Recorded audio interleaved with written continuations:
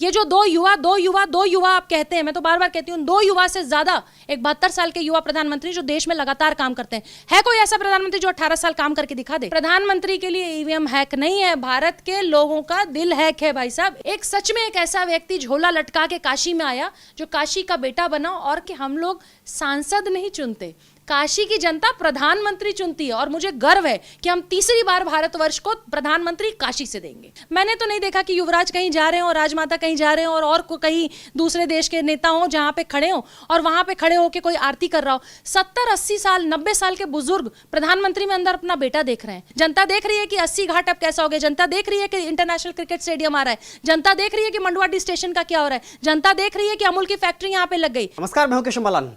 लोकसभा चुनाव के आखिरी चरण के बीच में काशी की नगरी को मोदी ने एक अपना अहम संदेश भेजा है, जिसमें कहा है कि काशी शक्ति, भक्ति और विरक्ति की एक नगरी है और सांस्कृतिक राजधानी भी। आज इसी मुद्दे पर बातचीत करेंगे हम काशी की बेटी प्रीति पांडे जी से। बहुत बहुत स्वागत है आपका खबर इंडिया पर। अब तक हम दिल्ली में आपसे बातचीत करते हैं, लेकिन आज काशी की नगरी में क्या संदेश देंगे, क्योंकि मोदी जी ने तो संदेश दे दिया है। देखिए, हम लोगों को तो बहुत ज़्यादा खुशी, जो आपने काशी की बेटी कहा, तो ये 7 चरणों में चुनाव हुआ, लेकिन ये चरण जो है, जो 7वां फेज है, वो सबसे ज़्यादा खास है, क्योंकि पूरे विश्व की निगाहें भोले बाबा की नगरी काशी पे है। और यहाँ के सांसद कौन? हमारे माननीय प्रधानमंत्री जी। तो प्रधानमंत्री जी का जो अभी बयान थोड़ी देर पहले जो उन्होंने काशी को संदेश दिया है, काशी वासियों के लिए जो उन्होंने कहा है, ये बात बिल्कुल सही है कि पिछले 10 वर्षों में काशी की कायाकल्प की प्रधानमंत्री जी ने। ये कहने की ज़रूरत नहीं, मैं बार बार अपने इंटरव्यू से भी कहती हूँ कि आप काशी में आइए, गंगा घाट पे खड़े होइए, आपको विकास सामने दिखेगा। वो नमो घाट जहाँ पे बालू मिट्टी था, जहाँ पे सीढ़ियाँ नहीं थी,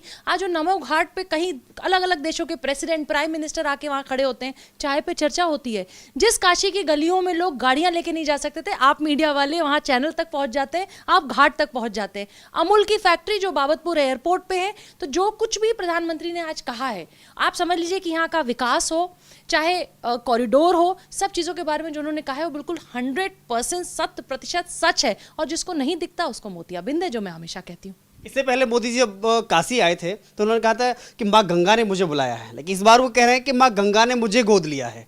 क्या उन्हीं को गोद लिया केवल? देखिए, ये बात तो सही है कि जब पहली बार प्रधानमंत्री जी आए तो गुजरात से आए, सब लोग गुजरात के मॉडल पे उनको सबने पसंद किया कि गुजरात में जिस तरीके से उन्होंने डेवलपमेंट किया, वही विकास वो काशी में करेंगे। हमने सुना था, देखा नहीं था, क्योंकि हमारे उत्तर प्रदेश में तो आपको पता है गुंडा राज था, गुंडों की सरकार थी। वो सपा के नेता जो हैं अपनी बाइक पे छात्र युवा नेता और क्या क्या लिख लिख के यहाँ पे लड़कियां छेड़ा करते थे, बदतमीजी किया करते थे, चौराहों पे मारपीट किया करते थे, साधु संतों को गोदलिया चौराहे पे पीटा जाता था।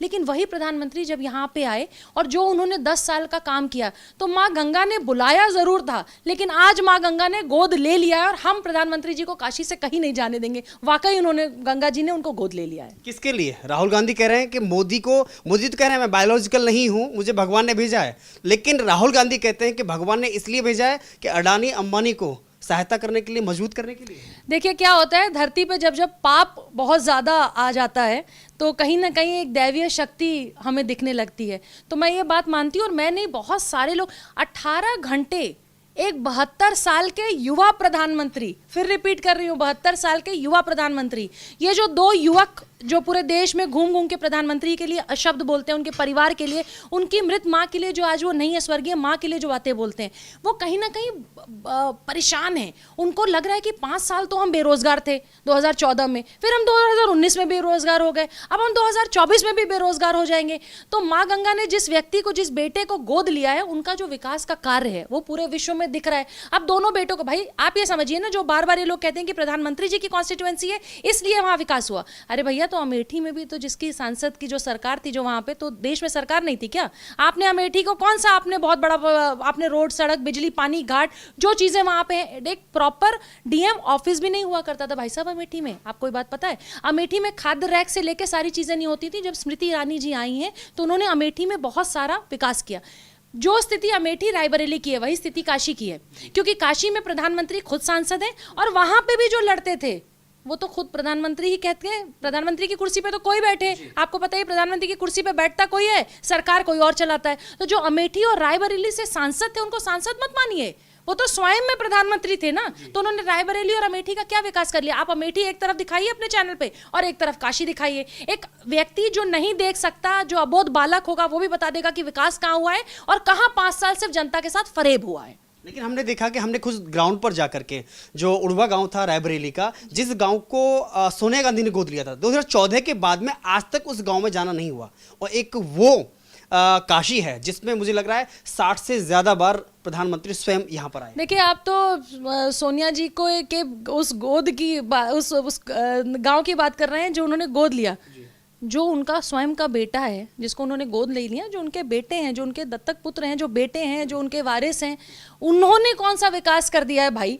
मैं कह रही हूँ, चाहे उनका गोद लिया गांव हो, चाहे उनके खुद के गोद के बेटे हों, राहुल गांधी जी क्या विकास किया? रायबरेली देख लीजिए, अमेठी देख लीजिए, जहां जहां इनकी सरकार थी उनको देख लीजिए। और ये बात बिल्कुल आप सही कर रहे हैं, इन प्रधानमंत्री जी ने जो गांव यहाँ पे गोद लिया, और सिर्फ उस गांव की तक सीमित नहीं थे। हम ये बात कह के उनके काम को सीमित नहीं कर सकते। वो सरकार उत्तर प्रदेश में नहीं है जो सिर्फ कन्नौज और सैफई वाला महोत्सव जिस इलाके में होता था, सिर्फ उसका बिजली पानी सड़क रोड बिजली ठीक करना है, क्योंकि वहां पे बड़े बड़े महोत्सव होते थे। प्रधानमंत्री जी ने पूरे देश, और अगर हम सिर्फ उत्तर प्रदेश और काशी की बात करें, उत्तर प्रदेश में आप गोंडा चले जाइए, उत्तर प्रदेश में आप आगरा चले जाइए, आप उधर पूर्वी उत्तर प्रदेश चले जाइए, पश्चिमी उत्तर प्रदेश चले जाइए, अवध प्रांत चले जाइए, गोरक्ष प्रांत चले जाइए, आप कहीं चले जाइए, आपको विकास बोलता नजर आएगा कि हाँ भाई ये गोरखपुर है, हाँ भाई ये अयोध्या की वो सीढ़ियां। अच्छा, एक बात बताइए, क्या 2024 के बाद राम जी वहां पे आए हैं, या राम जी का जन्म 2014 के बाद हुआ है? राम जी तो कालो काल से वहां पे है ना। तो वो सड़क, बिजली, पानी, रोड, वहां का रेलवे स्टेशन, अयोध्या के रेलवे स्टेशन की सीढ़ियां टूटी रहती थी, बुजुर्ग उतर नहीं पाते थे। आज वहां का रेलवे स्टेशन आप देखिए, वो किसी बड़े एयरपोर्ट से कम नहीं।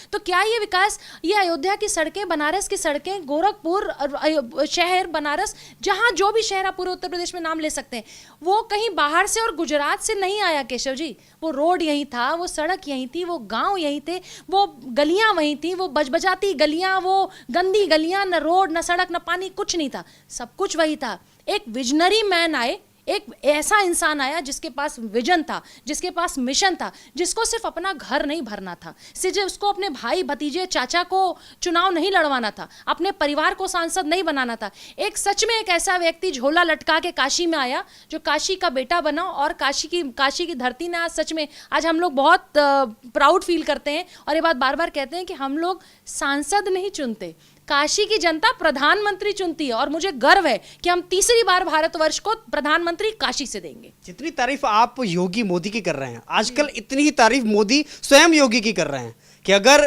कुछ माफिया राज को खत्म करना, कुछ सीखना है तो योगी जी से सीखिए, उन्होंने दिखाया। देखिए, ये क्वेश्चन में, आपके क्वेश्चन में ही आपका आंसर है। जो लोग ये कहते हैं, बहुत सारे लोग आपको मिल जाएंगे ये कहते हुए, जैसे अरविंद केजरीवाल खुद जेल से निकले हैं, 2 तारीख को फिर जेल जाने वाले हैं, कैंसर का नाटक कर रहे हैं कि बीमारी, अरे भैया जिसको कैंसर हो गया, जिसको इतनी, भगवान ना करे आपको बीमारी हो, आप स्वस्थ रहें, लेकिन अगर आपको इतनी बड़ी बीमारी होने की आशंका भी है तो आप घर बैठिए ना। आप 50 डिग्री टेम्परेचर में चुनाव प्रचार करने जा रहे हैं।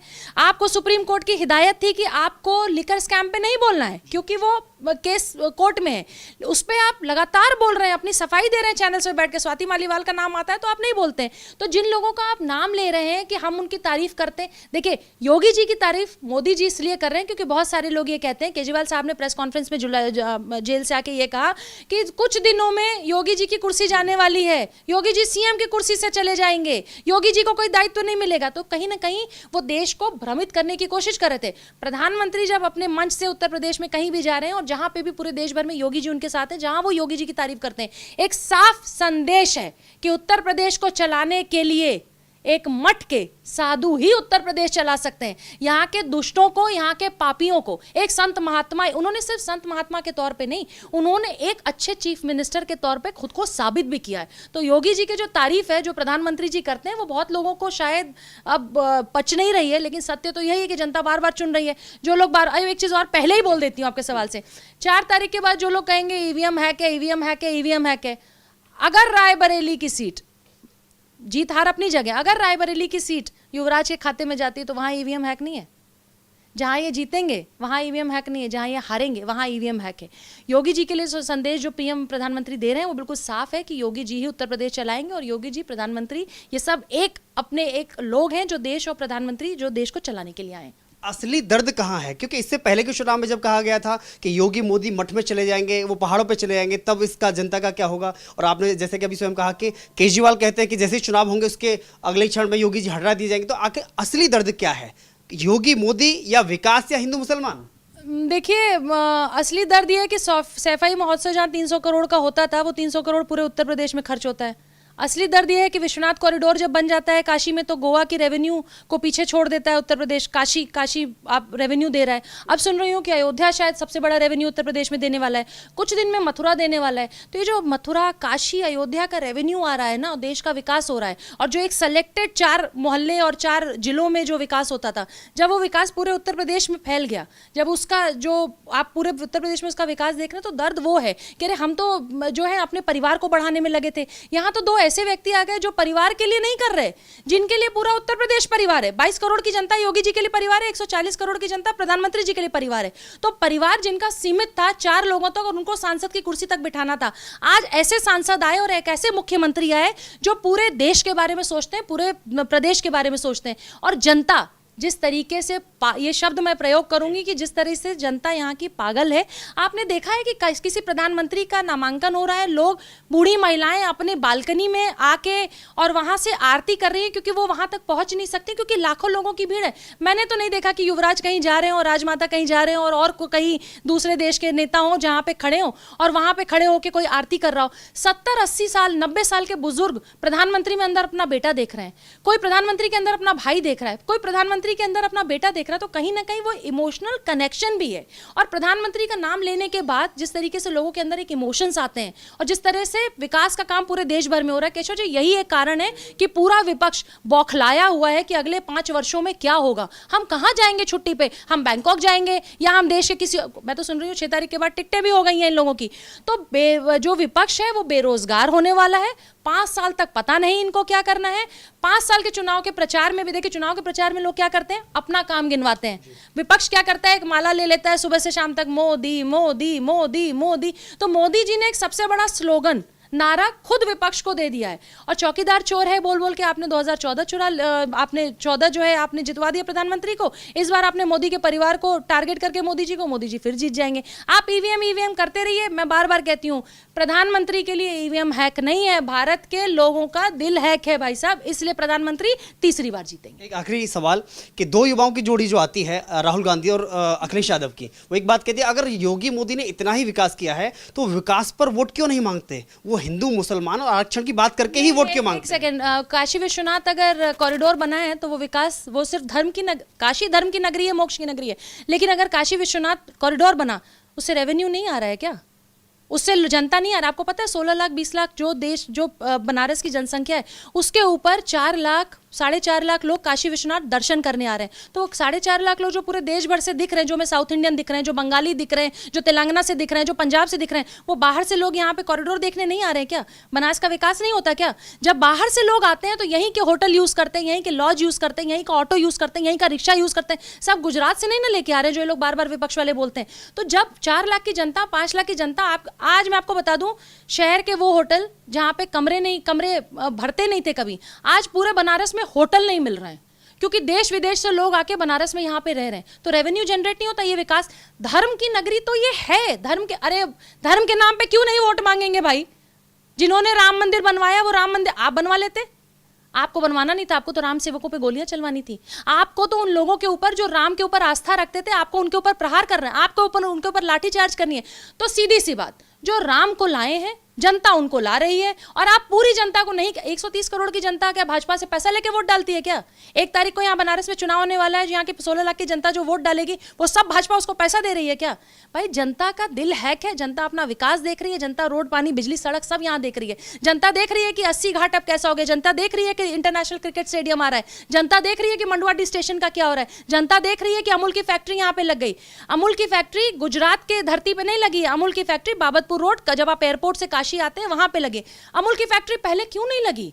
ये जो 2 युवा आप कहते हैं, मैं तो बार बार कहती हूं, 2 युवा से ज्यादा, एक 72 साल के युवा प्रधानमंत्री जो देश में लगातार काम करते हैं। है कोई ऐसा प्रधानमंत्री जो 18 साल काम करके दिखा दे? ये बहुत बड़ी बात है। और ये ऐसे विषय हैं जिसपे आप प्रधानमंत्री को वोट मांगने की जरूरत नहीं केशव जी। प्रधानमंत्री बस काशी से जो उन्होंने अभी अपील करी है ना, वो सुनने के बाद काशी की जनता तैयार, और काशी की जनता अभी उस अपील के पहले भी तैयार थी, अब तो बिल्कुल भी तैयार है कि अपने प्रधानमंत्री को ज्यादा से, देखिए जीत तो रहे ही हैं, ज्यादा से ज्यादा वोटों से जीतें। और फिर मैं कहती हूँ 2024 फिर मोदीमय राष्ट्र बनने वाला है, फिर मोदी जी देश के प्रधानमंत्री बनने वाले हैं, और विपक्ष को समझ लेना चाहिए कि 5 साल की छुट्टी बेरोजगारी में वो कहां जाने वाले हैं। मोदी जी ने तो अपील कर दी, लेकिन राजनीति के साथ में टेम्परेचर भी हाई है, और काशी का बहुत खास तौर पर। लेकिन इस काशी की बेटी प्रीति पांडे की उन युवाओं से और उन मतदाताओं से क्या अपील है जो गर्मी का तापमान देख करके शायद घर में न बैठे रहें? केशव जी, मैं बार बार कहती हूँ, मैं अभी हम लोग जब दिल्ली से उत्तर प्रदेश आए हैं और ट्रैवल कर रहे थे, मैं तारीफ करती हूँ अपने उन मुसलमान भाई बहनों की जो विश्व के किसी कोने में हैं, लेकिन अपना वोट डालने बनारस, लखनऊ, जहां जहां मैं गई हूं उत्तर प्रदेश में, वोट डालने आ रहे हैं। गल्फ कंट्रीज से फ्लाइटें भर भर के केरल आ रही हैं और लोग पूरे देश में वोट डालने जा रहे हैं। तो अगर हमारे मुसलमान भाई बहन देश के विश्व के दूसरे कोने से भारत में आके वोट डाल सकते हैं, तो जितने हमारे दूसरे जो मुसलमान भाई बहन देश में रहते हैं, जो हिंदू, सिख, ईसाई, जो भारतवर्ष का कोई भी भारतीय जो भारत में रहता है, तो प्लीज टेम्परेचर ना देखें, क्योंकि आपका प्रधान सेवक 18 घंटे काम करके आपके विकास के लिए काम कर रहा है। घर से निकलना है, वोट डालना है, सेल्फी देनी है, और देश को संदेश दीजिए कि सिर्फ काशी की जनता नहीं, पूरे देश की जनता अपने प्रधानमंत्री को तीसरी बार फिर से प्रधानमंत्री के पद पे देखना चाहती है। नहीं तो विकास की जो रफ्तार है वो धीमी नहीं होनी चाहिए, वो कम नहीं होनी चाहिए, और ऐसे लोगों के हाथ में बागडोर नहीं जानी चाहिए जो अपने परिवार को भरने का काम करते हैं, राष्ट्र के लिए काम नहीं करते हैं। Please go and vote.